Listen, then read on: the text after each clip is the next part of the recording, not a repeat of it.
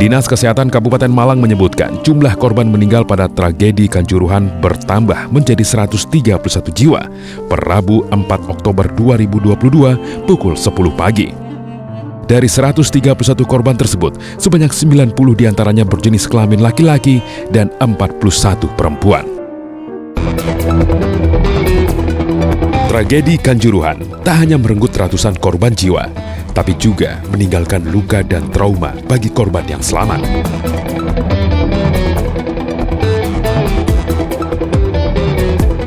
Tim iNews melakukan penelusuran di area Rumah Sakit Umum Daerah Kanjuruhan dan berbincang dengan para penyintas tragedi yang memilukan ini. Selamat pagi menjelang siang. Ya, pagi.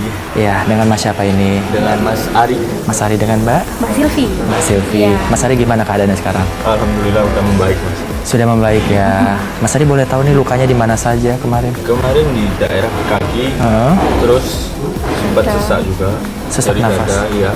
Sama di bagian punggung karena empet-empetan juga. Bekas lukanya juga. Oh iya. Oh, ini memar ya? Iya, memar karena lecet, terus empet-empetan karena kemarin. Keinjak, Mbak Ya. Silvi. Mas Ari ingat apa yang terjadi juga? Iya, pas itu setelah ada penembakan gas, pada berlarian keluar kan, Mas. Ya, di situ pintunya sempat tertutup, jadi empet-empetan di situ. Oke. Sudah berapa lama di rumah sakit ini menjalani perawatan? Mulai tanggal 2 kemarin. Siang, Tanggal 2 siang. 2 hari sekarang. Dari tanggal 1 terjadi malam, pagi sempat pulang ke rumah dulu? Sempat pulang ke rumah jam Setengah 2:30 pagi. Oh, setengah 3. Namun ternyata akhirnya perlu dirawat seperti ini. Perawatan apa saja yang kemarin sudah didapatkan? Kemarin sempat ya. Jadi datang dari IGD itu masih antigen dulu, habis itu ronsen keseluruhan dari dada sama kaki. Setelah itu proses langsung masuk ke sini, langsung fisioterapi ya kemarin. Fisioterapi karena ada di bagian otot sama di bagian dada sini sama sendi yang paling parah. Oke, dari pihak dokter Mbak Silvi, ada informasi berapa lama ini bisa kembali sembuh? Kemungkinan ya masih 10 hari ke depan ya, mungkin posisinya masih seperti ini sih, masih 10 belum hari ke beraktivitas normal lah gitu. Oke. Seperti itu. Terus Mas Ari ini masih cukup muda, umurnya boleh saya tahu berapa? Masih 19 tahun. 19 tahun. Oke. Siap. Jadi ini masih menjalani perawatan iya terlebih dahulu. masih perawatan. Oke, Mas Ari tapi sudah membaik ya keadaan. Alhamdulillah. Ya, cepat sembuh, kita doakan. Semoga kejadian seperti kemarin itu tidak terulang lagi. Kita semua prihatin ya. Iya. Terima kasih, cepat sembuh. Ya, Mari. terima kasih sekali. Ya.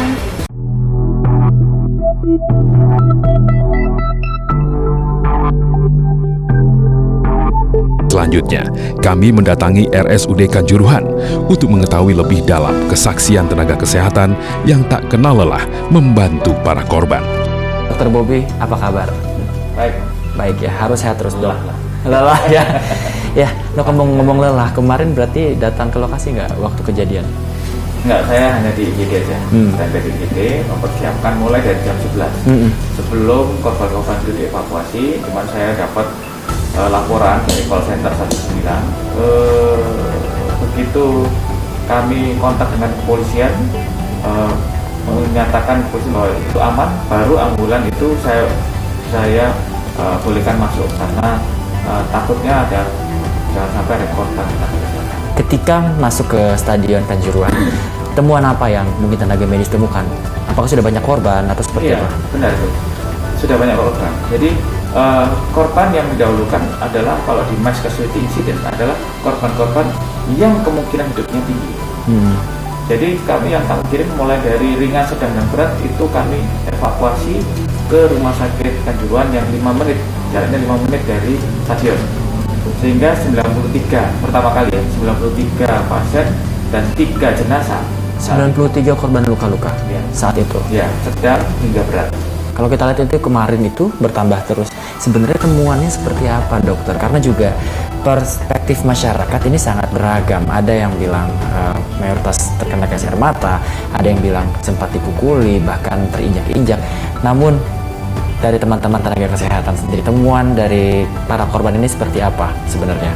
Ya, kalau temuan yang saya di lingkup rumah sakit Kanjuruhan yang saya tangani, itu kebanyakan pasien-pasien kan ringan dan sedang.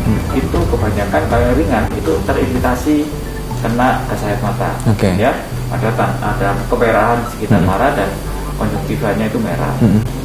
Yang sedang kebanyakan multiple trauma, keinjak-injak, Mas. Oke. Keinjak hingga ada yang kecurigaan patah tulang. Patah tulang, dan ada yang patah tulang paha. Kemudian juga ada yang sampai perdarahan di rongga dada, ya, perdarahan rongga dada. Itu kelihatan sekali memar-memar di kulit. Karena apa? Keinjak, bekas-bekas kaki. Jadi keinjak sini, sini. Nah itu kasus itu sampai yang berat, cedera kepala dan hipoksia. Nah, hipoksia itu artinya kekurangan oksigen. Kalau dalam suatu ruangan orang yang menggunakan oksigen semakin banyak, maka kebutuhan akan oksigen yang tinggi. Dia kekurangan oksigen.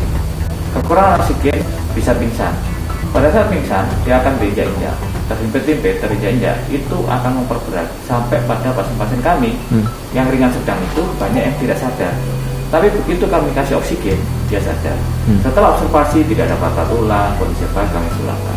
Oke. Itu yang kami dapatkan. Apakah ini juga korban meninggal dunia mayoritas karena multiple trauma tadi atau karena apa? Betul. Jadi kebanyakan itu karena hipoksia, dan hipoksia itu menyebabkan dia kehilangan kendali karena pingsan, akhirnya terinjak-injak dan terjadi multiple trauma.